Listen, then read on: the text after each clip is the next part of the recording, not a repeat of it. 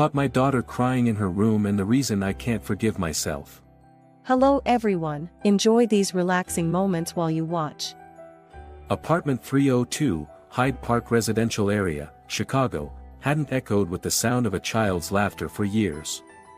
Ever since Clara died in a car accident 3 years ago, the small home had sunk into silence, like a black and white painting.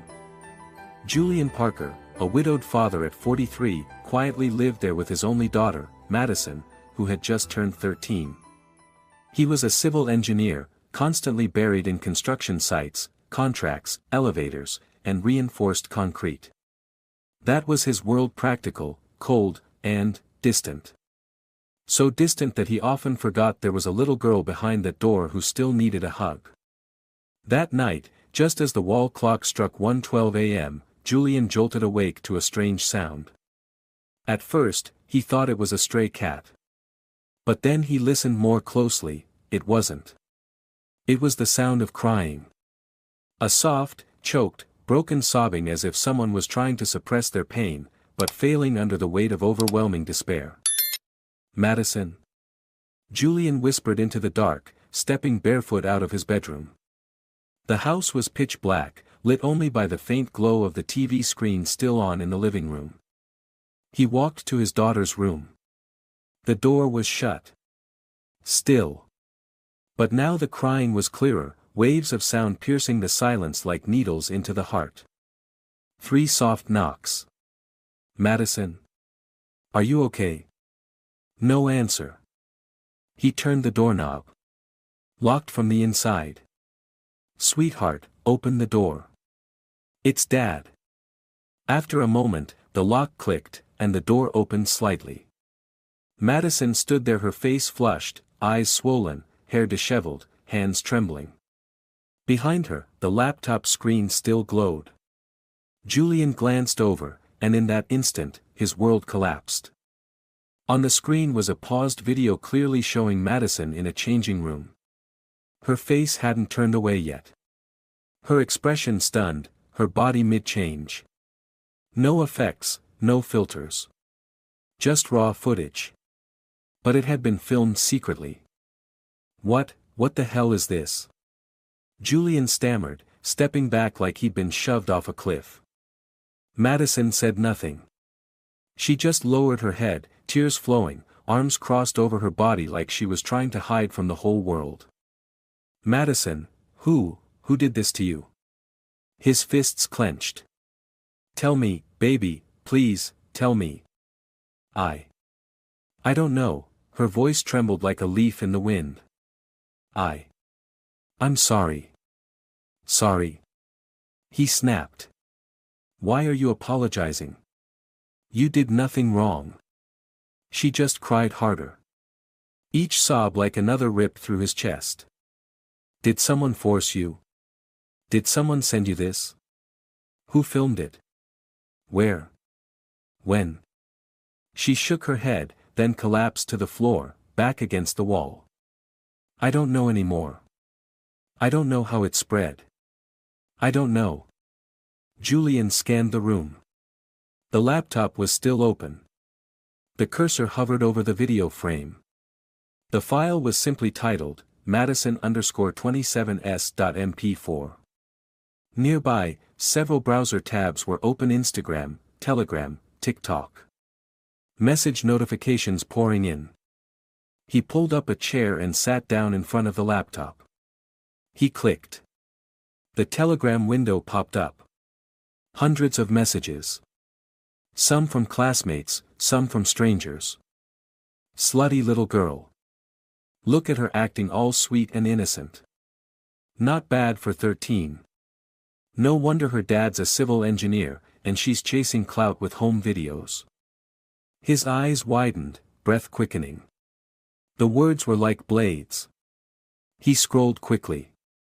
One username kept appearing, Logan_online95. "Madison, who's Logan?" he asked, jaw clenched. She didn't answer. But the way she averted her gaze said enough. "Is he the one who sent the video? Is he the one who filmed it? Did he force you? Please tell me." I don't want to talk about it. I can't, Madison burst into tears, holding her head. Julian jumped up, pacing like a caged animal. His head throbbed, heart pounding like a drum. Suddenly, a knock at the door. 3 times. Cold. Dry. He checked the clock, 1:43 a.m. He opened the door to find Mrs. Helen, the elderly neighbor from downstairs, silver-haired and leaning on her cane. "Mr. Parker, I'm sorry to disturb you, but I heard crying from the apartment. Is everything okay?" Julian stammered, No, thank you. Just a nightmare. I'll handle it." Helen nodded, concern in her eyes but didn't pry.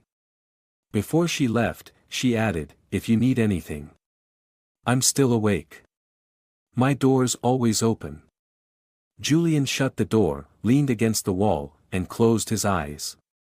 He wanted to scream. Scream so loud it shattered everything. But he couldn't. He was the father. The only pillar left. If he fell, who would hold Madison together? He turned around. Madison was still there, hugging her knees, her eyes hollow. She looked like all the air had been sucked from her body, just a fragile shell. "Madison," he knelt down. "I'm sorry. I'm really sorry I wasn't there for you. I should have paid attention, I should have listened, should have done more than just work. But from now on, I promise. I won't let anyone hurt you again." She didn't respond. But a new tear slid silently down her cheek.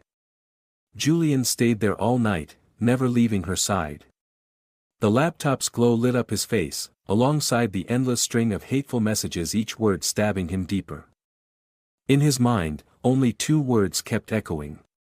Revenge. The next morning, Chicago was gray, as if even the weather knew what had happened in apartment 302. Julian sat at the kitchen table, a cup of cold coffee before him. Across from him was Madison, still in her gray hoodie, hands clutching her glass of milk without drinking. They sat in silence. The air was thick like glue, refusing to lift. Finally, Julian spoke. "You don't have to go to school today." Madison nodded slightly. "You can stay home, do your homework here, or, if you want, I can call a doctor." "I'm fine." Her voice was dry, brittle. "Madison, about last night. I need to know more. I want to help you. But I need you to tell me, how did this start?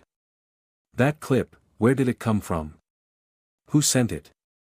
Madison pressed her lips together, then quietly got up and went to her bedroom. A few minutes later, she returned, holding an old Xiaomi phone cracked at the corner, with a faded case. "This is everything." Julian took the phone. His heart pounded. His fingers trembled as he unlocked it with Madison's fingerprint. The screen lit up hundreds of messages on Telegram, Instagram, WhatsApp. Over 400 notifications just overnight. He opened Telegram first. The top message, Logan_online95. "Look who's got no more secrets now, little princess.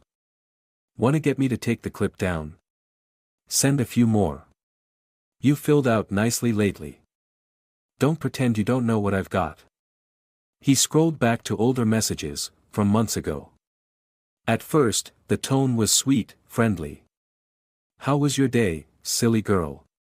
Did you finish that essay about your favorite animal? Let me read it. You look best when you smile. Don't be sad, okay?" Julian gritted his teeth. His stomach twisted. A predator hiding behind charm. "Where did you meet this guy?" he asked. Madison didn't look up. "Instagram. At first. I thought he was a high schooler, from Phoenix. He talked nicely. Different from my classmates." "What did you send him?" he asked, dreading the answer. "Just pictures, first my face, then in pajamas, then." Julian growled, "He forced you, didn't he?" Madison nodded, tears forming again. The first time I said no, he said he was just joking. But after that, he changed. He threatened me. Said if I didn't obey, he'd leak the old photos. Then, he made me record the changing room clip. She broke down crying. I didn't know he was recording.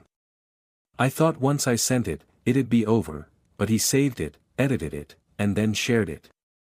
Julian's hands clenched tight, his knuckles turning white. He opened Instagram, a flood of messages from strangers. Haha, you thought you were discreet? With a body like that, you should be making money, not wasting it. Your dad must be real proud, having a daughter like you. And not just strangers, her classmates, too. From the account Celia, Johnson 23. Disgusting. What's wrong with this freak? Don't sit near me ever again. Luke_Carter. Ha, and you still dare show up at school. Thick-skinned bitch. Are these her classmates? Julian asked, voice dry and cold. Madison nodded. He scrolled through the messages, one by one, through the clips being reshared across multiple platforms. Some were trimmed down to 5 seconds, layered with provocative music. Others had Madison's face deep-faked onto adult bodies in pornographic videos. Julian couldn't take it anymore. He stood up abruptly and stormed into his bedroom, slamming the door behind him. Moments later, he made a call to Carl Monroe, his best friend from college, now a journalist at the Chicago Tribune. Carl, I need your help. It's urgent. What's going on, Julian? You sound like you're ready to kill someone. Close. My daughter, someone leaked a hidden camera video of her. She was coerced. It's being spread. On Telegram, Instagram, everywhere. There was silence for a beat, then Carl replied. Have you gone to the police yet? Not yet. I want to trace the source first. I need someone who knows tech. Someone who can trace IPs. Do you know anyone? I do. I know a hacker goes by Matthew Fox, nicknamed Zorro. Extremely discreet. Specializes in tracking anonymous social media accounts. Give me his number. Be careful, Julian. You're crossing the line of the law here. I don't care. They touched my daughter. Julian hung up. He opened the laptop and started gathering every piece of data from Madison's phone: names, timestamps, email addresses if any. Back in the living room, he said, you don't have to read a single message anymore. Give me the phone, I'll handle it. But, they'll keep messaging, Madison whispered. No. I'll block them all. From now on, everything goes through me. You just focus on living, understand? She nodded faintly, but her eyes were still haunted like someone who'd been underwater too long and no longer believed they'd ever breathe again. By the afternoon, Mrs. Helen knocked at the door, holding a bowl of potato soup and a plate of butter cookies. For Madison, she said, her eyes filled with concern. Thank you, but, you didn't have to. Yes, I did. Helen cut him off. I've heard her crying at night. I know something happened. I had a granddaughter once, Julian. And I failed to protect her. Julian remained silent. Helen lowered her voice. If you need help. I know a good lawyer in Naperville. Very good. They could take this case to court. I won't let anyone get away with this. Good luck. Helen gently placed her hand on his shoulder before walking away. When night fell, Julian stood at the door of Madison's room. She was lying curled up, her back to him, like a child. He knocked softly. Can I come in? No response. He pushed the door open. Madison, I know you're scared. I can't erase everything that's happened. But I promise. I'll do everything I can to make it stop. She didn't turn around. But in the darkness, her shoulders trembled. Julian walked over, reaching out to place a hand on her shoulder. She flinched. He sat beside her bed. Do you remember the story I told you when you were little? About the injured butterfly? Its wings were torn, and it couldn't fly anymore, but if someone patched them up, it could fly higher than ever. No answer. You're that butterfly, Madison. I was too busy with work. I let you get hurt, alone. But now, I'll be the one to fix your wings. Even if it costs me everything. Still silent. Julian sighed and stood to leave. But before he closed the door, a soft voice came from behind. Dad, don't leave me. He froze. Then slowly turned around. Madison had turned her face toward him, her eyes red and swollen. That look no longer angry, no longer blaming, was the silent cry of a child who had finally dared to ask for help. Julian stepped forward and held her tightly. For the first time in 3 years, she didn't pull away. Outside the window, the wind howled, scattering dry leaves in spirals like the wails of unseen spirits. Inside the small apartment, Julian sat motionless in front of his computer. The desk lamp cast a dim glow on his face, eyes sunken, filled with fury. He had just finished a video call with Matthew Fox, the hacker Carl introduced. It lasted nearly an hour, and they had agreed on a plan. I need to trace someone named Logan_online95, Julian said, voice like granite. He groomed my daughter, gained her trust, then leaked a clip of her. Matthew smirked. Scum like that I've seen plenty. But you should brace yourself. What we uncover could be worse than you think. I don't care. I want to know who he is, where he is, and what he's done. All right. Send me the full message logs, screenshots, emails, all usernames. I need real data. Give me a moment. Julian opened Madison's phone. His hands trembled as he read through the chat logs, dating back 6 months. November last year. Logan, hey, I saw you in a painting studio video. You're really good at art. Madison, where do you go to school? Logan, Riverside High School, Phoenix. Kinda near Chicago. What's your name? Madison, Madison. The opening lines seemed harmless. Gentle words, targeting the loneliest corners of a motherless child. Logan, I lost my dad when I was 15. My mom works all the time. I know how it feels to be alone at home. Logan, sometimes you just want someone to listen, that's all. Julian's chest tightened. The predator had laid his trap slowly, just enough trust before pulling the strings. A calculating monster. Logan, send me a pic today, let me see my princess's smile. Logan, wow, your eyes are so bright. But why do you look so sad? Madison, no one's home. I don't feel like talking to anyone. Logan, I'm here, silly. You don't have to be lonely anymore.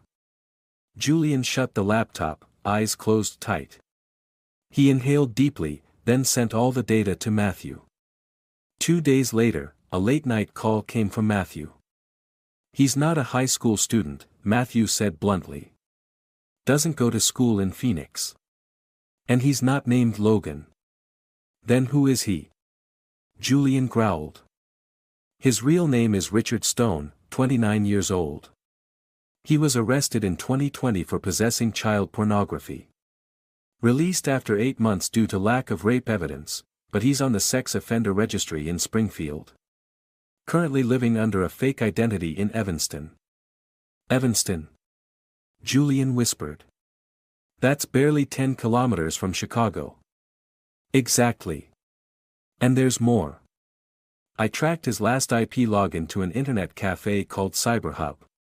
There's surveillance footage. I can get you the image. Send it the moment you have it. You really want to go this far? Matthew hesitated. This is the point where police should step in. The police will take weeks. Meanwhile, my daughter is living in hell every minute. I'm not waiting anymore. There was a pause. Then Matthew said slowly. I understand. I had a sister once, same story. But Julian, don't let revenge destroy your mind. Julian didn't reply. He stared at the photo of Richard's handsome face, trimmed beard, sunglasses, polite smile. No one would suspect the monster underneath. The next morning, while Madison slept soundly from the sedative, Julian drove straight to Evanston.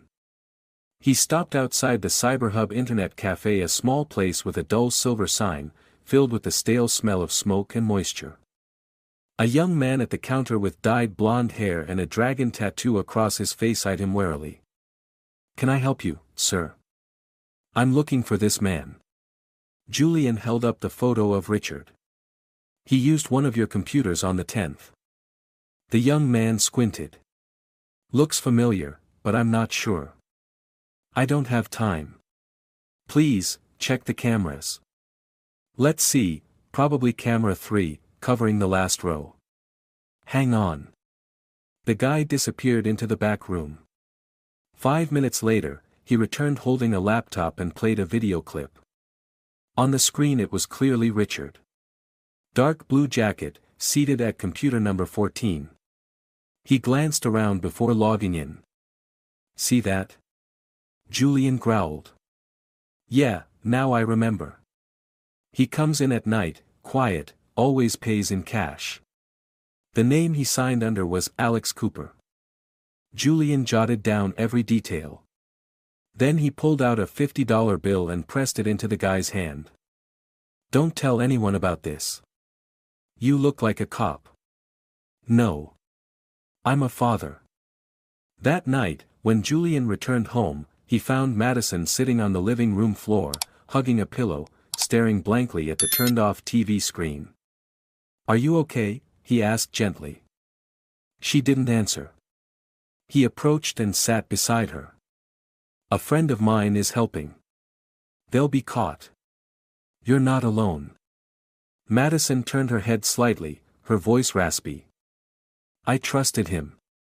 I really did. I thought. I finally found someone who understood me. It's not your fault. It's his." "You know what?" she sobbed. "When he started threatening to leak the pictures, I was terrified. I wanted to tell you so badly. But you weren't there." Julian felt every word pierce straight through his heart. "I'm sorry," he whispered. Madison leaned her head on his shoulder. "I thought I was strong. But I've got nothing left. You still have me. And you'll get everything back. Piece by piece." They sat there, father and daughter, in a silence without music, without lights, without words, only the warmth of a belated promise. At the same time, in a shabby apartment in Evanston, Richard Stone sat in front of a monitor, checking the traffic on an anonymous Telegram channel. He smirked. "That little bitch is going viral. The group admins love it. Told you gotta know how to exploit the naive ones." Behind him, a long-haired guy with a nose ring Kevin lounged on a chair. "You gonna stop here?" "No. I'm working on the next setup. Got 3 more girls messaging me privately. I just need a few more pics." Kevin laughed. "You're seriously messed up." "Messed up, but effective," Richard said, dragging on a cigarette. His phone buzzed. An anonymous message. "Warning, someone is tracing you. Be careful." Richard frowned. Damn it. He looked out the window, suspicion rising in his chest. Someone was watching. Someone was getting closer. And that someone was the father of the girl he once saw as easy prey. St. Mary's High School was an old building, its yellowed walls long faded. It had once been praised as a disciplined, orderly, and civilized educational environment. But behind that holy facade, the air inside was rotting with cruel gossip, prying eyes, and the deafening silence of adults who should have protected. Madison walked through the school gates on Monday morning, her worn backpack slung over one shoulder, eyes downcast, feet dragging like she wanted to turn back. She knew today would be different, and it was. Look who's here, the queen of short films, a girl's voice rang out behind her. Watch out, everyone. She's filming, the boy sneered. She walked faster, gripping her backpack strap tight. The hallway stretched like a tunnel. At her locker, Madison opened the door and froze. Inside, someone had taped a printed frame from the video she was in her underwear. Underneath, in black marker. Child prostitute playing innocent. She couldn't breathe. Her hands shook as she tore the image down. But when she turned around, Celia, her former best friend, was standing there, arms crossed, smirking. You're quite the actress. At first, I actually thought you were a victim. Celia. Madison began, but her voice cracked. Save it. Who sends changing room clips to strangers? You brought this on yourself. A group of girls behind Celia giggled. Madison didn't respond. She turned and ran to the girls' bathroom. As the door shut, she dropped her backpack to the floor, breathing hard, hands trembling. But the sink was smeared in red lipstick. Poor little slut. And on the mirror, someone had etched with a small knife. You tainted this school. She collapsed, burying her face in her hands, tears flowing uncontrollably. In literature class, Ms. Lucy Henderson, curly brown hair and thick glasses, walked in and placed her books on the desk. Her eyes briefly scanned Madison, sitting alone in the back row. No one sat beside her. Some students these days, she said, voice louder than usual, need to learn how to protect their image. Social media isn't a place to flaunt your body. Madison sat frozen. The class giggled. Some even whistled softly. No one hid it anymore. They had all seen the clip. She lowered her head, hands gripping the edge of her desk, as if she could sink into the wood. After class, she walked to the principal's office, holding a notebook filled with shaky writing. Please help me. I'm being bullied. I didn't do anything wrong. She knocked. Mr. Adam Lewis, the slim disciplinarian with a flashy red cravat, opened the door. What is it, Madison? They taped pictures to my locker, in the bathroom. Pictures, he frowned. From a video clip. I didn't send it, it's being spread in. Did that clip happen on school grounds? He interrupted, tone icy. No, but. Then I'm afraid the school has no authority to act. If it didn't happen here, it's not our responsibility. But they're destroying me, she whispered. Madison, Mr. Lewis interrupted again, adjusting his glasses, you need to learn to take responsibility. You created this problem. Now you must solve it. Madison froze. She stepped back, her notebook falling from her hands. Now, return to class. She didn't look back. She walked out in silence. That evening, when Julian returned home, Madison was sitting on the sofa, eyes blank. Did you eat? He asked. She shook her head. Do you want to tell me what happened at school? Nothing. Her voice was thin, barely a whisper. You're lying, Julian said firmly. I saw the graffiti in your locker. I went to school this afternoon. Met with the dean. Madison tensed. What did he tell you? She murmured. That it's not the school's problem. That it happened off campus. That you need to take responsibility. She let out a dry, hollow laugh with no emotion. That's it, then. No one believes me. No one's going to help me. Julian sat beside her, hand resting on her shoulder. I believe you. I know you didn't do anything wrong. And I will do everything it takes to make them pay. Madison didn't reply. But a single tear slipped down her cheek. The next morning, when Madison entered the classroom, she found her desk smeared with ketchup. A crumpled note was taped to the back of her chair. 7cs Porn Goddess. She turned to leave, but slow clapping echoed through the room. Luke Carter, seated in the front row, stood and mock applauded. Great performance, Madison. When's the next episode dropping? Laughter erupted. Ms. Lucy entered the room but simply glanced and turned away, saying nothing. Madison had had enough. She ran out of class, sprinted down the hallway, slammed the bathroom door behind her. But this time she didn't cry. She just stood there, staring at herself in the mirror, her eyes empty, like someone with nowhere left to hide.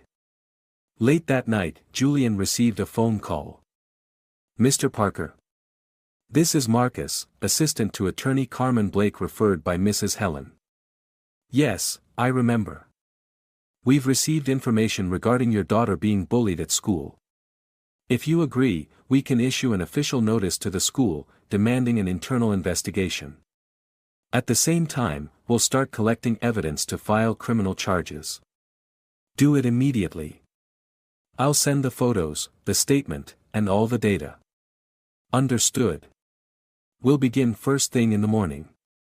Julian hung up and turned to look at his daughter's room. The door was closed, a dim light leaking through the crack under it. He walked over and knocked softly. Sweetheart. No response. I just want to say, you're very brave.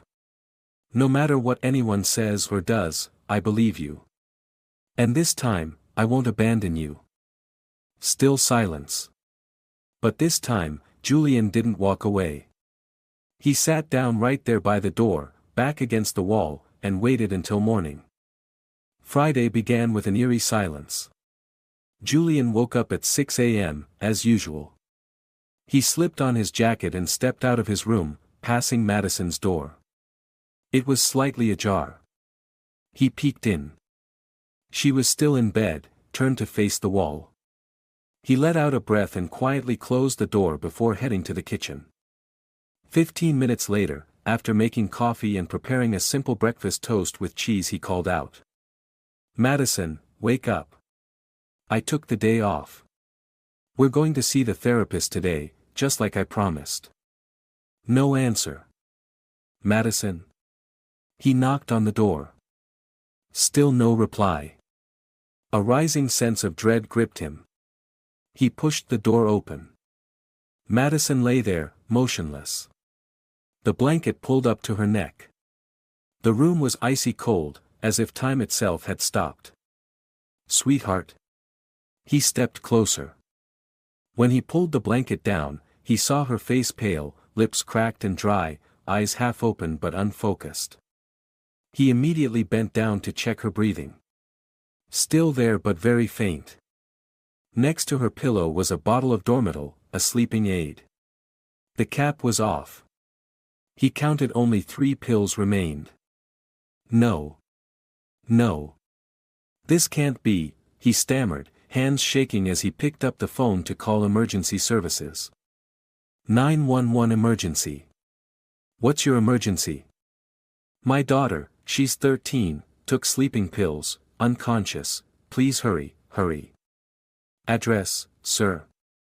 302, Maple Street, 3rd floor. Paramedics are en route. Keep her lying on her side. Don't let her neck bend. Stay on the line. Julian knelt beside Madison, lifting her head onto his lap, stroking her hair continuously. Sweetheart, it's Dad, can you hear me? I'm here. Don't leave me, please.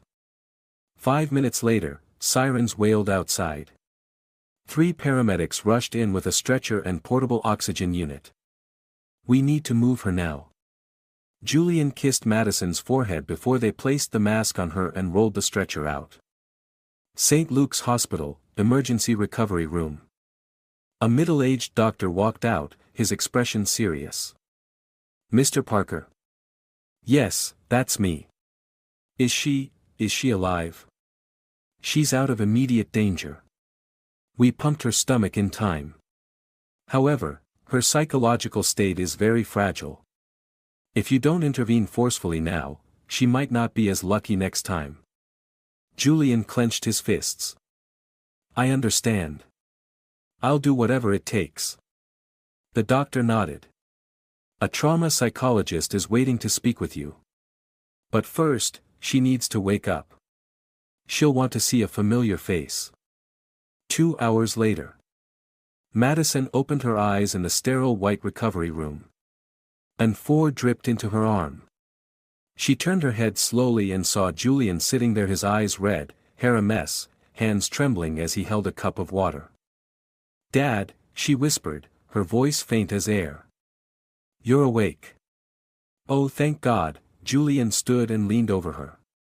"Why are you here?" she asked, eyes dry and distant. The question struck him like a slap. "I'm your father. But all this time, you weren't here." Julian lowered his head. "I'm sorry. I waited for you. I wanted to talk to you.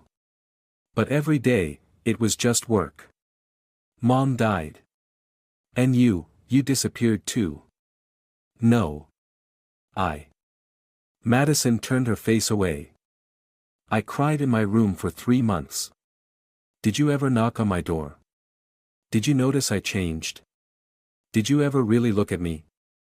He had no answer. "I don't want to live anymore. I hate myself." "No. You did nothing wrong." Julian grasped her hand. "What happened wasn't your fault. You were manipulated. You're a victim.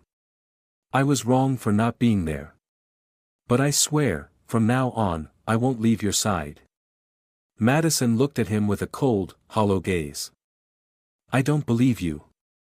The next day, Julian met with Dr. Caroline White, the psychologist assigned to Madison's case. "She's in a state of deep depression," she said, her expression grave. "She feels worthless, ashamed, and completely betrayed. Is there anything I can do to help?" Julian asked, desperate. "The only way is through presence. You have to start from scratch. Be her friend. Be her real father. No empty words. No promises. Just actions. I'll do it.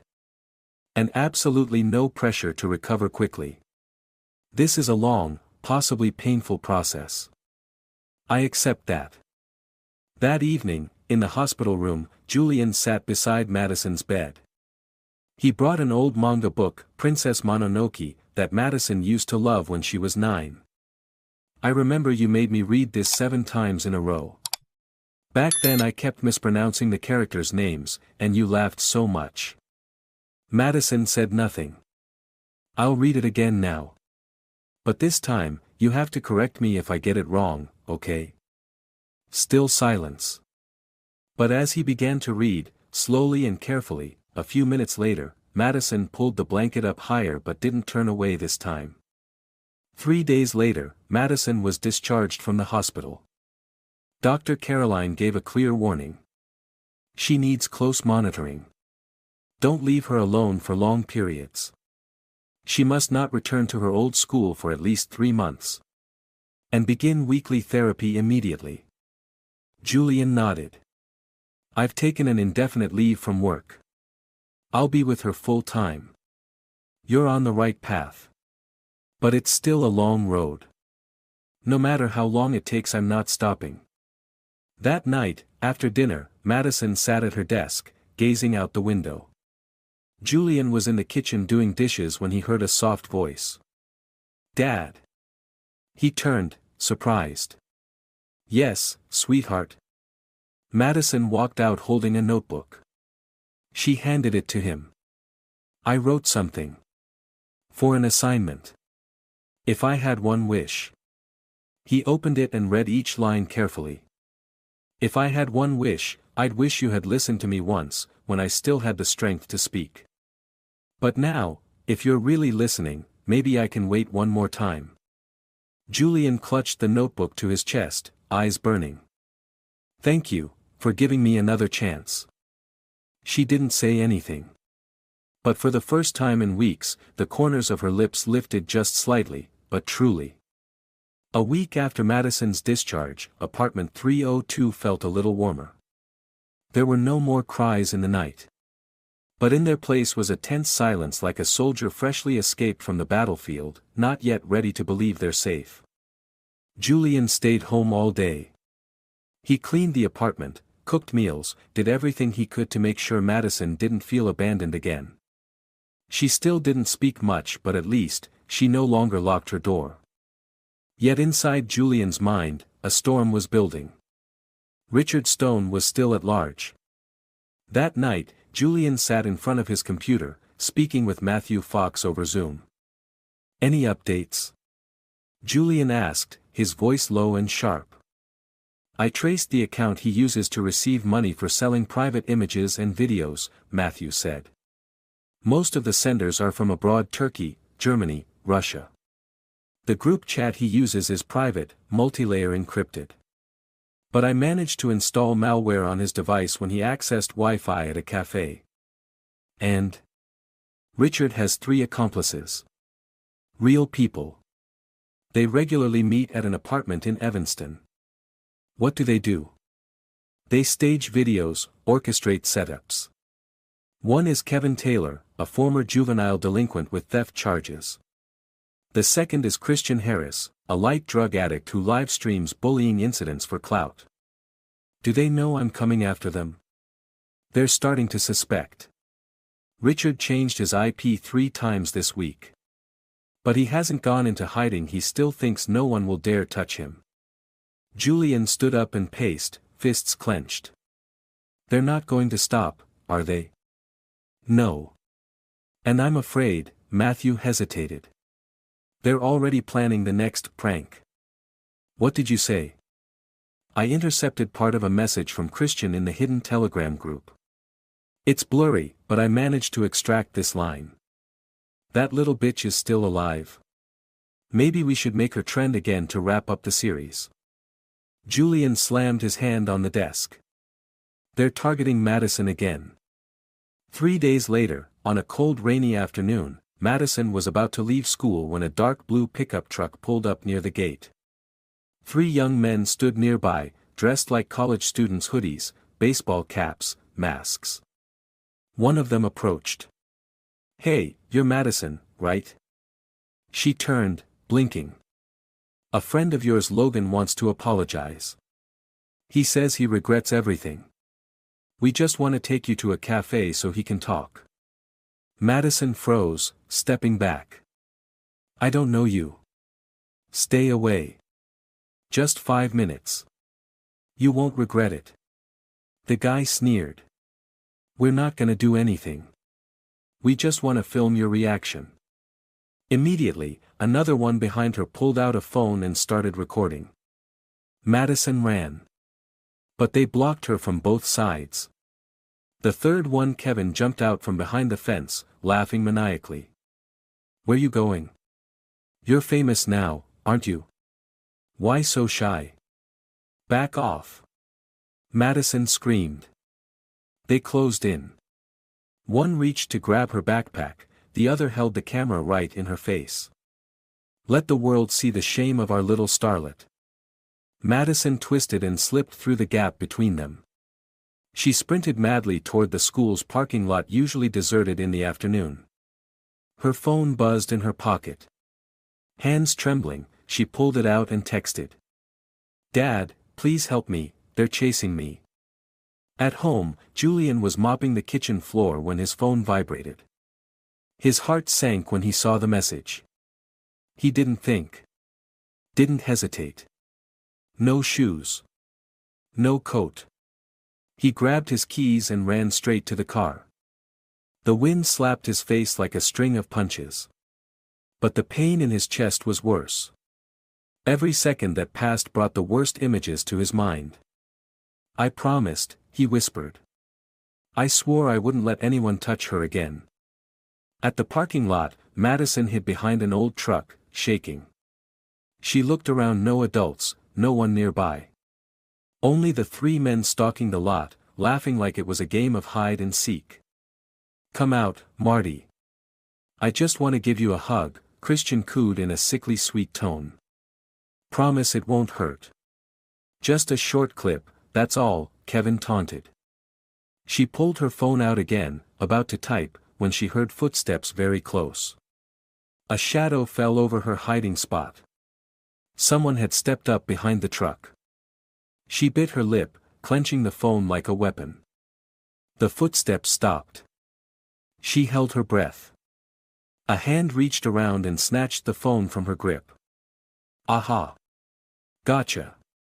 Christian howled, grabbing her by the collar. Madison screamed and thrashed. The other guys started recording. Welcome to episode 2, The Reformed Whore Gets Caught. Suddenly, a voice thundered from behind. "Don't touch my daughter." All three turned in shock. Julian charged like a hurricane. He didn't stop. His fist crashed into Christian's face, blood splattering from his mouth. Kevin lunged but Julian slammed him into the truck bed. The third guy backed up, hands shaking, holding a fruit knife. "Calm down. You're insane." Julian didn't stop. He shielded Madison with his body, arm outstretched, eyes blazing. The guy with the knife lunged. The blade slashed Julian's left arm, blood poured out. But he didn't flinch. Didn't step back. With his right hand, he grabbed the guy's collar and smashed his head against the truck door until he dropped, nose gushing. All three fled, cursing and screaming, leaving behind a phone and Madison's backpack. Julian stood, panting, his shirt soaked in blood. Madison collapsed into his arms, sobbing and screaming. "Dad! I was so scared. I thought I was going to die." "It's over now, sweetheart. It's over." He held her tightly, not letting go. The wind howled. Rain began to fall. The father and daughter sat on the wet concrete, beside a pool of blood, but for the first time, Madison felt safe. Julian pulled out his phone and called Matthew. "I found them. Are you okay?" "No. But my daughter is." Now it's the police's turn. The Chicago night poured heavy rain. Each icy drop hammered the windows like blind, furious knocks of fate. In the third-floor bathroom of their apartment, Julian stood under the shower, letting the water pour over his bruised face. His arm, hastily bandaged, still oozed blood from the deep gash he'd received during the fight. He hadn't told Madison about the 6 stitches he'd gotten at the hospital. He hadn't mentioned the dull throbbing pain deep in his chest. The only thing that mattered was that she was alive, still crying in his arms like she had when she first learned how to speak. The next day, he showered earlier than usual. He had plans, to read a short story to Madison before bed, a new tradition they had started after her attempted suicide. Just as he turned off the water, his phone vibrated on the counter. He wiped his hands and unlocked it. One new message from Madison. Sent at 9 p.m. "Dad, help me, they're chasing me." His eyes widened. His heart stopped. No. Not again. Not this time. He rushed out of the bathroom, shirtless, blood already soaking through the bandage again. Still holding the phone, he opened the next message. "I'm at the parking lot near the mall. I don't know what to do. I'm scared." He screamed. "Madison." No answer. The apartment was silent. He bolted out the door, locking it on the fly, dialing her number mid-stride. Why was she alone? Why didn't I notice? "We made a promise," he muttered, near hysterical. His car skidded out of the underground garage, tires screeching on the wet pavement. Meanwhile, in the underground parking lot beneath Riverside Plaza, Madison was crouched behind a concrete pillar, gasping for air. Richard, Kevin, and Christian prowled the lot, one on each side but all with the same goal. Find her. This time, to film the final episode. "Madison, stop hiding now," Richard called out, his voice syrupy sweet like a death row inmate pretending to be a priest. "We just need one short clip. We're not gonna hurt you." Christian clapped his hands, the echo bouncing off the concrete, making Madison's heart tighten. Kevin kicked a steel trash can hard. Come out. Don't make me drag you out like a dog. Madison trembled. Her hand clutched her phone but the battery showed 3%. Darkness pressed in from all sides. Wind howled through the ventilation grates, carrying eerie screeches. She didn't know whether to run or stay. Dad! I need you. Julian's car screeched to a stop in front of the parking lot. He jumped out, sprinting into the underground garage. The dim lights flickered against his panic-stricken face. Madison, he shouted, his voice echoing through the icy space. No answer. He ran down level by level. His footsteps echoed off the concrete walls. Then he heard it. A laugh. Twisted. Distorted. And then a familiar voice. I know you're here, princess. Richard. Julian pulled a metal pipe from the tool bin in his car. Blood still seeped from his hand. His eyes no longer held rage, only murderous intent. A scream. Madison. He ran toward it, past 2 rows of vehicles, into the shadowed corner. And there it was. Christian had Madison by the arm. Kevin was recording with a phone. Richard stood behind them, grinning like a lunatic. Get her face up close. That's right, cry, tears sell. Let her go. Julian roared. All 3 turned instantly. What the F? Christian cursed. The psycho old man again. Kevin scoffed. You want to die twice. This is our final scene, Richard sneered. Julian didn't wait. He charged. The pipe smashed into Christian's face, a loud crack as his nose broke, blood spraying like a faucet.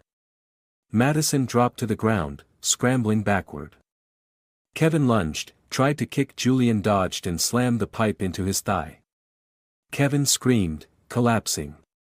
Richard pulled a folding knife and rushed forward. This time you're dead, he shrieked. Julian didn't retreat. He lowered himself, took the stab to the shoulder, blood gushing, but didn't stop. With his other hand, he tackled Richard to the ground, pounding his head against the concrete. Once. Twice. 3 times. Until Richard went limp. Madison crawled to her father, screaming through her tears. Dad! Your arm, it's bleeding. Julian dropped to one knee but still shielded her with his body.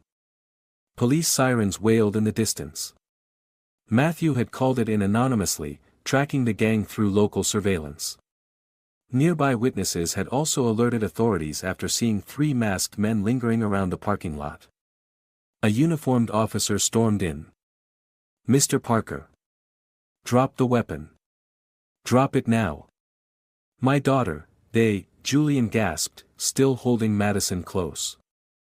The officer signaled, we need medical. Bleeding victim. Possible knife wound.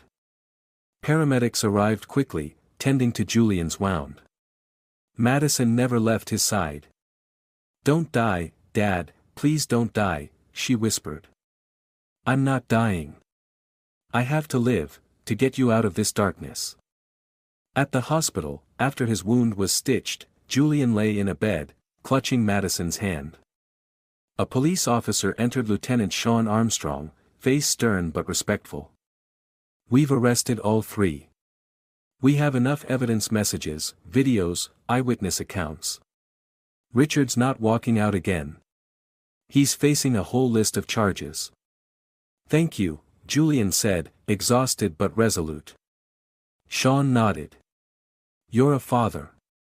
And tonight, you did what few would dare to do.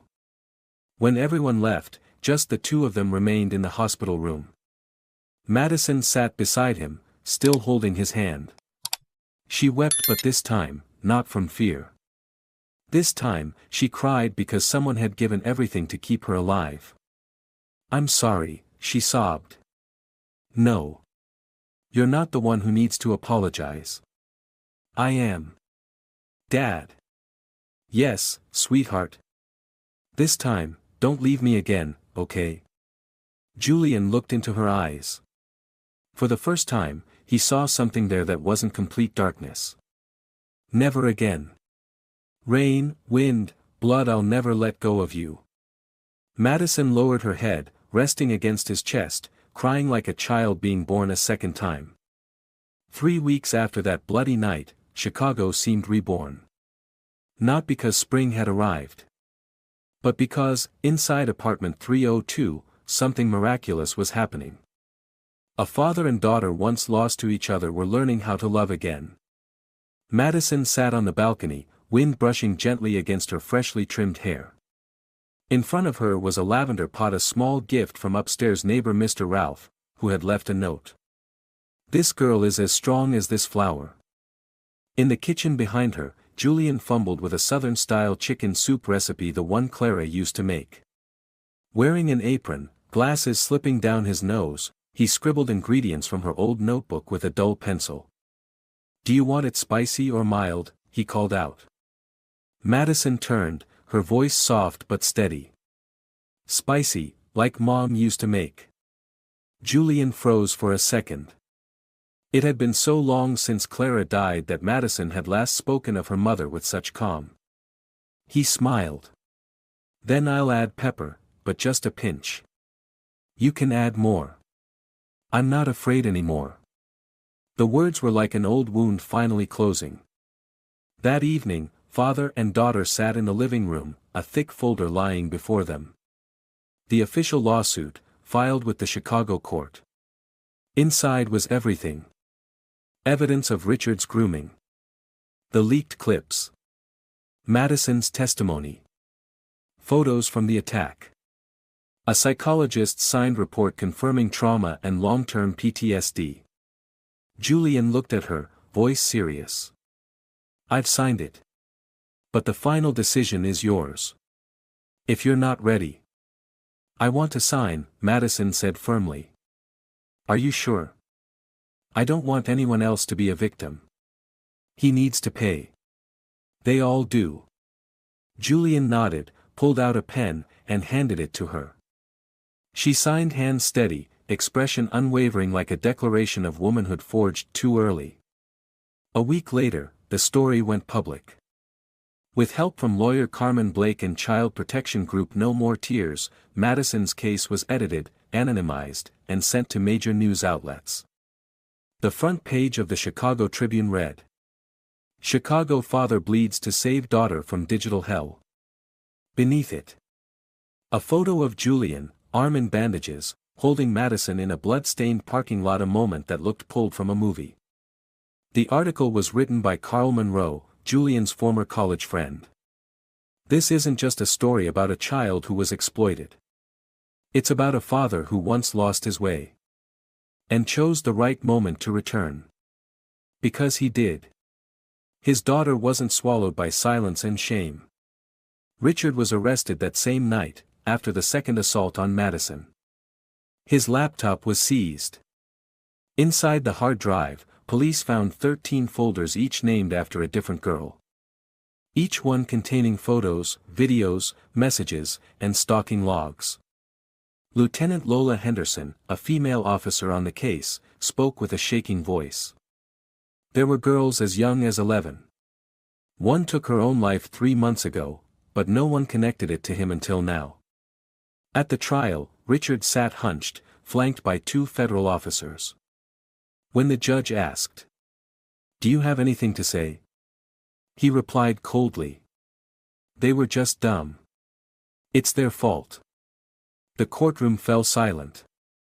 Then angry murmurs rose. On the benches behind, 4 mothers of victims broke down in tears. Madison sat beside Julian, clutching his hand tightly. She didn't cry. She just stared at the man who had once deceived her with a look of pure contempt. After 2 weeks of trial, the court gave its verdict. Richard Stone, 18 years in prison.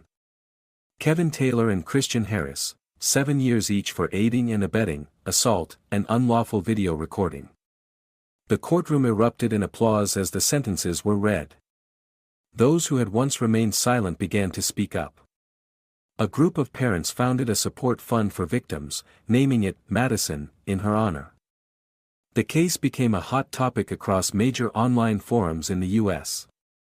The inbox of No More Tears flooded with over 300 emails in 24 hours. Most were thank you notes from parents whose daughters had been harassed but had never dared report it before.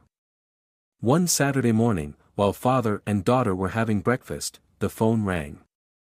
Julian answered. It was the new principal from Madison's former school. "Mr. Parker, I'm calling to inform you that the school board has officially decided to issue a public apology to Madison and your family." Julian frowned. "I thought your board claimed it wasn't your responsibility." "After reviewing all the data and the public response, we realized we made a grave mistake." "Too late," he replied coldly. "We'll still publish a formal statement on the school website and are open to working with you if the family wishes to make a public statement." Julian looked at Madison. She said only one sentence. "I don't need their apology.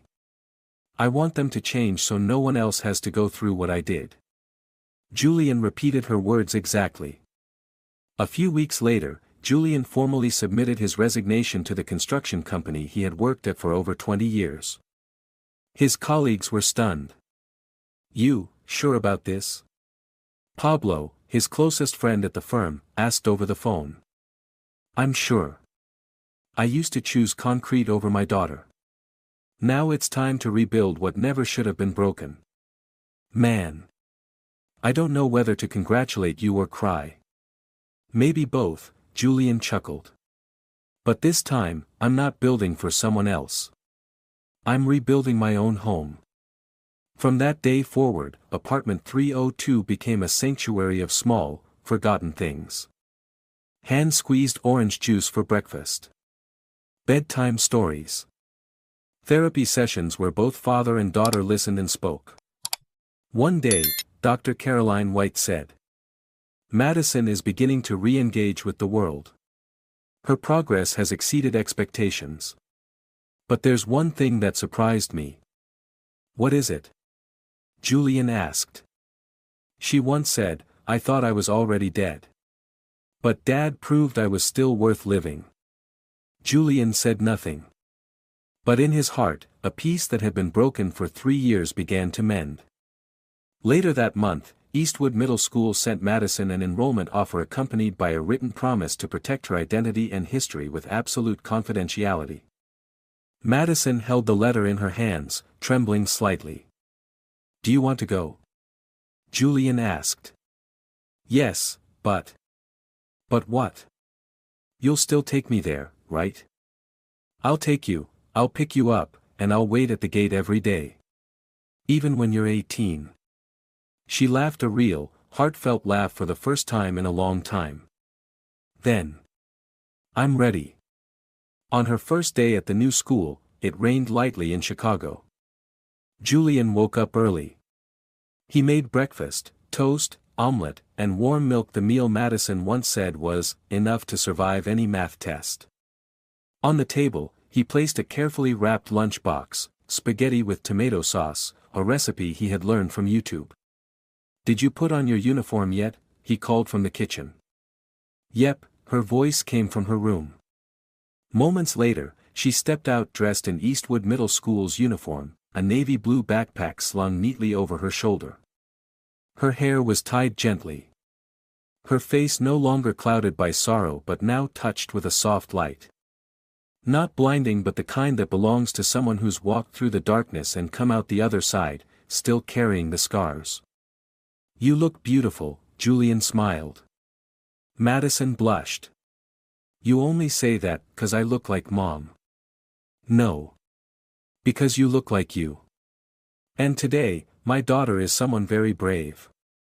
On the way to school, the car stopped in front of the gates. Light rain misted the windshield. Kids chattered and hurried inside. No one stared at Madison. No one whispered. No one knew what had happened. Madison gripped her backpack straps. "Dad, can you wait 15 minutes?" "I'll wait 30 if you need me," Julian said firmly. She smiled and stepped out. He watched her go, eyes never leaving. When he saw a girl greet Madison and walk her into the building, he finally exhaled. In his chest, something clicked like a lock slowly turning open. That afternoon, Madison came out of school holding a sketchpad. She ran up to Julian, eyes bright. "Dad! They put me in the art class on my first day.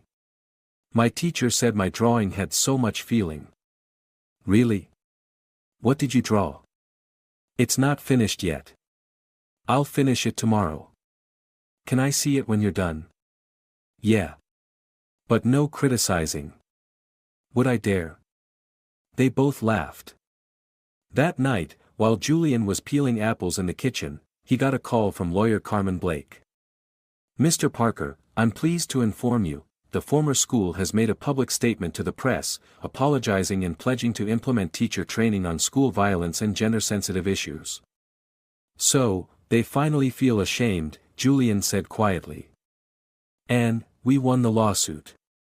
The court has ordered the school to cover Madison's therapy costs for the next 3 years, along with a compensation for reputational damage. We don't need the money. Just make sure they don't do this to another child. I'll deliver that message exactly as you said." "Thank you, truly." Carmen paused. "No need to thank me. The one who deserves it is your daughter. She's incredibly brave." Sunday morning, the rain fell lightly. The apartment was quiet. Julian was reading in the living room when Madison walked in, holding a large drawing that covered her face. "Dad, close your eyes." "All right. I'm closing them. No peeking. I promise." A few seconds later. "You can open them now." In front of him was a large hand-drawn picture. A man and a young girl stood in the rain. They both wore coats and held hands tightly. Above them was a large umbrella, shielding them from the falling rain. Around them, raindrops splashed. But under that umbrella, there was peace. At the bottom of the drawing was a handwritten message in small, slanted letters. "Dad, even if you didn't come soon, you came in time to save me." Julian froze. Time seemed to stop. He couldn't speak. His throat closed up. His fingers trembled as he touched the paper, afraid to smudge the love etched into every line. "I drew it with everything I have," Madison whispered. "I want you to remember, no matter what happens, you were the one who pulled me out of the deepest pit." Julian looked at his daughter. Tears fell from his eyes. "I thought I didn't have another chance. I was such a terrible father." "No. You're the only dad I ever want to have." He broke down, holding her tight. Not as a father bearing guilt. Not as a bloodied hero from a parking lot. But as a dad who was finally forgiven. "Thank you for not letting go," he whispered. "I never let go. I was just afraid you wouldn't hold on again. Promise me, from now on, if it rains, always carry an umbrella." "You'll always carry it, right?" she smiled. "No, I mean you have to carry one. Because I might not always be close by." Madison paused for a moment. Then nodded. "All right. But that umbrella has to be the one you gave me." Julian laughed. "Then I'll go find the nicest one." A week later, during the last session of the therapy cycle, Dr. Caroline White smiled at the father and daughter. "It seems like we can't really call this therapy anymore. It's more like a rebirth." Madison looked at Julian, then turned to Caroline. "You know, doctor, there were days I didn't want to come. But I still came, because I knew Dad would be waiting for me outside the door." Julian added, "I didn't come to supervise. I came to remind her, she didn't have to go through this journey alone." Caroline nodded, smiling. "I think your story should be told. So that other kids know, yes, it can hurt, but it's never hopeless." Summer came. Chicago had fewer rainy days, more sunshine. In apartment 302, The In the Rain painting was framed and hung in the center of the living room. Right below it, Julian placed a small plaque he had engraved himself. This place was once hell. Now it's home. Every morning, he still cooked breakfast. Every afternoon, he still picked his daughter up. And every night, Madison sat down to draw, not to escape reality anymore, but to record the things she wanted to remember forever. One day, Julian asked, "Are you afraid of going back to the past?" "I haven't forgotten," she replied. "But I'm not afraid anymore. Now when I remember, I don't want to die." He hugged her, his eyes glistening. At the citywide student art exhibition, Madison was selected to display a piece. The painting she chose wasn't a landscape, nor a portrait, it was In the Rain. An elderly teacher paused, looking at the painting for a long time, then turned to the girl standing next to her. "Did you draw this?" "Yes," Madison nodded. "This scene, was it real?" "It was. Very real," she smiled. The teacher asked, "And who are the two people in the painting?" Madison raised her head, her eyes shining. "It's me. And the one who saved me when the whole world turned its back." On the last day of the school year, Julian received a handwritten letter from Madison. "Dad, I once thought the world had nothing good left. But then you came back, with all your sincerity and clumsy love. You used to build homes for hundreds of people, but this time, you rebuilt the home for just one person, me." At the bottom, a small note read, "P.S. Your umbrella still works great in the rain." This story serves as a powerful reminder of the dangers of cyberspace and the silence within families. It shows how just one careless moment, one virtual message, can ruin a child's life. But at the same time, it is proof that love, listening, and a parent's courage can pull a child back from the edge. The lesson: be there for your children, not just materially, but through true presence. Because nothing is stronger than the embrace of a parent, at the right moment. If you enjoyed this story, we invite you to give it a like and subscribe to our channel. Your support motivates us to keep bringing heartwarming stories almost every day. We are very grateful for your support. See you soon.